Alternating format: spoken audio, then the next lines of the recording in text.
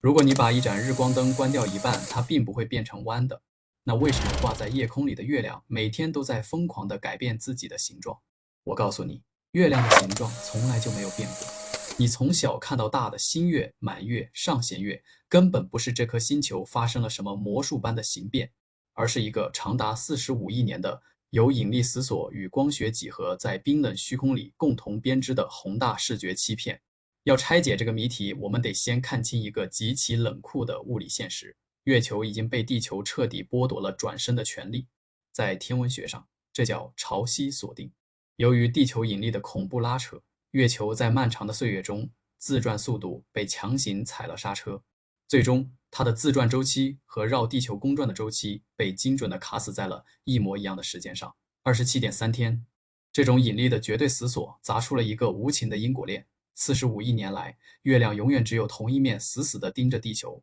而它的背面，人类在漫长的历史中用肉眼永远无法看清。既然月亮永远用同一张脸对着我们，那这张脸凭什么还会变圆变扁？因为月球本身就是一颗死寂的、冰冷的岩石球，它自己不发一丁点光，全靠反射太阳的光芒。这就导致在任何一个极其微小的时刻，月球永远有一半被太阳照亮，另一半陷入永夜。而所谓的阴晴圆缺，本质上只是月球在绕着地球公转的过程中，太阳、地球、月球三者的相对角度在每时每刻发生位移。你可以把自己想象成站在地球中心的观测者，当月球公转到太阳和地球正中间的时候，太阳光毫无保留地砸在了月球的背面，而正对着我们的一面，刚好处于绝对漆黑的背光面。此时，你在地表抬头看天，月亮完美隐形，这就是新月。随着月球继续在轨道上狂飙，它和太阳的角度慢慢拉开，太阳的光线开始像一把手术刀一样，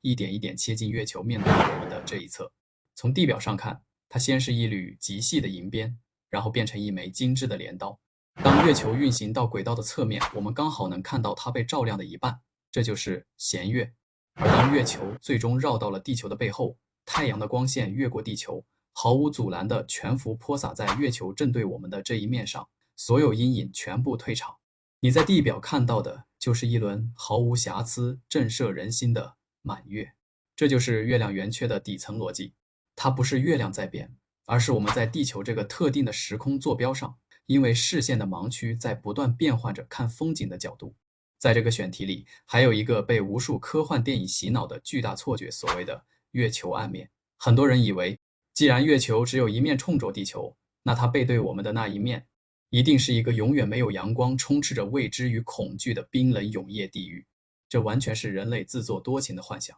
月球没有哪一面是永远黑暗的。事实上，随着月球的公转，它的背面同样在经历着长达2周的白昼和2周的黑夜。最具有讽刺意味的因果是，当我们在地球上迎来新月，也就是月亮最黑、完全看不见的那天晚上，月球的背面正顶着120°C的极致高温，处于烈日暴晒的爆裂白昼中。